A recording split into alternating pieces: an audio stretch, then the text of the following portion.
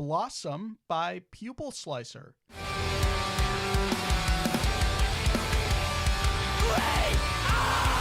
The story we tell ourselves. This is the shadow power of the gathering because I discover. You know who you are.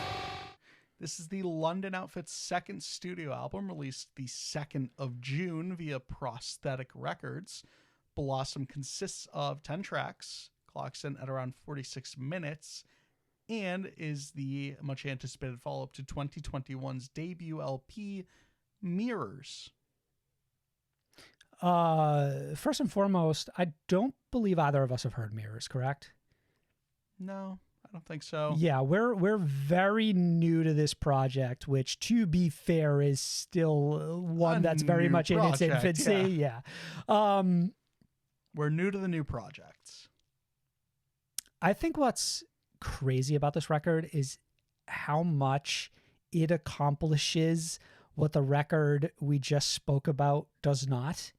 For Avenged Sevenfold is all of for all of the ways that Avenged Sevenfold album was sold to me as a grand conceptual vision and did not at all feel like it was able to accomplish it, this quietly outdoes it on just about every front. Yeah. Flying colors, pretty much. So for those who don't know, the theme behind this record is that it's a story about an alien signal that reaches Earth and subsequently upends an unnamed protagonist's life. And I think this band does a really good job of thematically matching its theme, both in its visual presentation, if you watch the music videos or take a glance at that album artwork very quickly, and both in like the tone of the songs that are across this record. Yeah, we do a great job of setting up the atmosphere constantly and just refreshing it at times.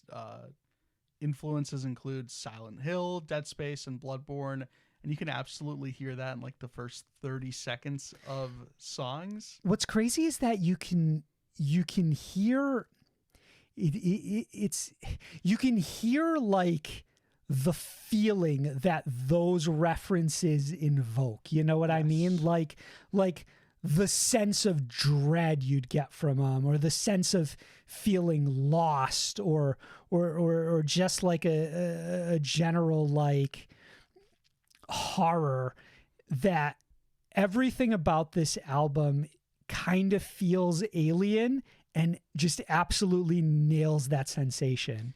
The feeling I personally get when I listen to this record, and it definitely feels like it aligns with those influences, and it almost feels like their intention as far as the concept goes.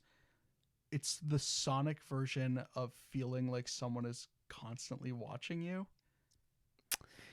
That's interesting. Just out of frame. So just so anxiety in a way, right? Yes. Like just like a feeling of unease that like is constant. I listen to this album and I look over my shoulder.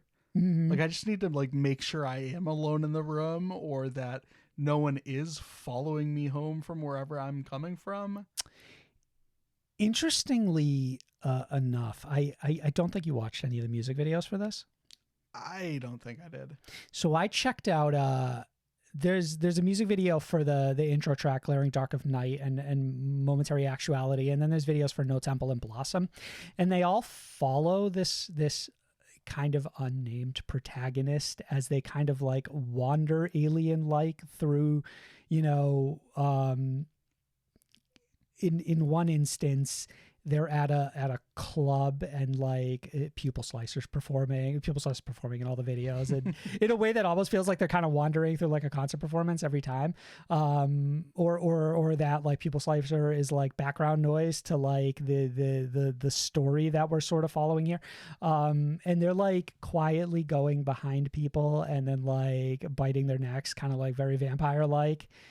So the protagonist is like abducted by I don't- aliens and then they come back different. I don't fully have my head wrapped around the exact nature of the story other than the broad picture, but my takeaway is that it's someone who essentially becomes alien after experiencing this, and then like they feel like they blend in, but they feel out of place everywhere they go. You can definitely pull some of that from especially the lyrics in that opening track, and throughout. Like the storytelling itself is really good. It's very dark, it's very hopeless, very dreadful.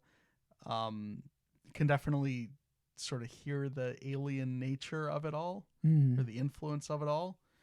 And I do think this is an album that does make you feel encouraged to go back and try to pick apart the pieces a little bit. You know, I did spend a little time on Genius, kind of like tiptoeing, or not tiptoeing, but like bouncing around the lyrics and like kind of trying to pick up the nature of like what an individual song means and stuff like that. Even still, I never felt like I was entirely grasping it. In an interview I read with the band, they did mention that like they did want to leave a lot of the album up to interpretation, so people would walk away with their own idea of what the album was trying to like convey. And I can certainly see a lot of instances where they are going to be successful in that wish. I can see a lot of people walking away from this one with completely different interpretations of what I'm sure the band expected or hoped from fans. I like the video game comparisons in particular because I do feel like this album is meant to sort of put you in someone else's shoes and have you experience, you know, sort of life through their eyes in a way that is very video game-esque. You're that unnamed protagonist. Right, exactly. Yep. In the way you are in so many video games. As far as the music goes, did you have some favorite standout tracks off this one? In a broad sense, what I really like this band does is that they balance contrast really well, from extremely polar opposite ends of the spectrum in a way that like the most chaotic and calming moments can all exist on like the same song. I think they do an extremely good job of finding that perfect balance between those two things, and they never feel at odds with one another. Like it's blended really well together. I think that this record, similar to the one we were just talking about again, often will pivot very quickly from one thing to another, but I think that this record does a better job of stringing you along in a way that it doesn't feel, it never feels like a choice is made randomly. Like it feels like there's always like a certain level of connectivity like throughout an individual track or even the entirety of the album, so that I don't feel like we're making fun or experimental choices just for the sake of making them. And for this being, at times this just feels like one big song. Yeah, in a way, right? And for this being like experimental math rock levels of like post-hardcore or however it defines itself, I think that while it may not necessarily like generally adhere to the style of heavy music that I look out for, I think it does a good job of easing someone like myself into it, so that it's just like it has just enough crossover appeal that someone like myself isn't like pushed away by the choices this band makes. The standout track for me was the song at Creation's End, which I just feel like is this album's magnum opus. Like it aspires to be epic, and like it succeeds at communicating that vision. The weight of that song in particular feels enormous in a way that it almost does a very good job of selling the entirety of the album. Like like the vision of the entirety of this album can be found in this singular song. So if you want an idea of what this album is trying to communicate, you can go to this one track and really feel that. On first listen, that's exactly like halfway into that song, it's exactly when everything clicked. It's like, oh, I understand exactly what this band's intentions are, what they're trying to accomplish with this type of music, with this specific album. Like it all sort of clicked all at once listening to that specific song.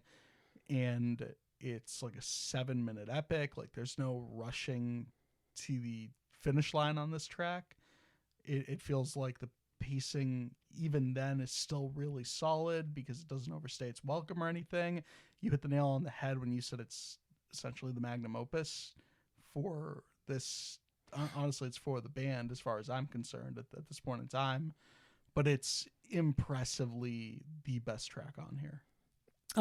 That being said, I do think they did a good job of choosing singles that had fun moments that you could very easily latch onto. Yeah.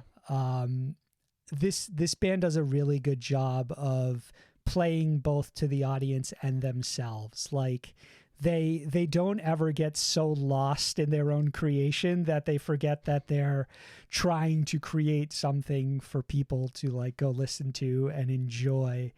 And I almost cannot stress enough the way a band like Pupil Slicer absolutely exceeds in all the ways that I feel like a band Avenged Sevenfold completely misses the mark. This is the album Avenged Sevenfold thought they wrote.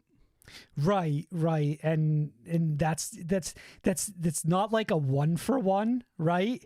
But yes, in terms of like the scope of what they were both creating, what they both set out to accomplish. Yeah, I think Pupil Slicer nailed it where that band just completely floundered. I think Pupil Slicer lapped them many times. I think the vast majority of the guitar work in here is absolutely mesmerizing. I think this album kind of had me in a trance from start to finish. And even when things get extremely toned down, like Dim Morning Light, I'm still sort of enthralled with like what's happening. That's a standout for me. Drumming really stood out as well. I think overall this is just a really excellent project, and I think where I sit with it right now is probably 4 stars.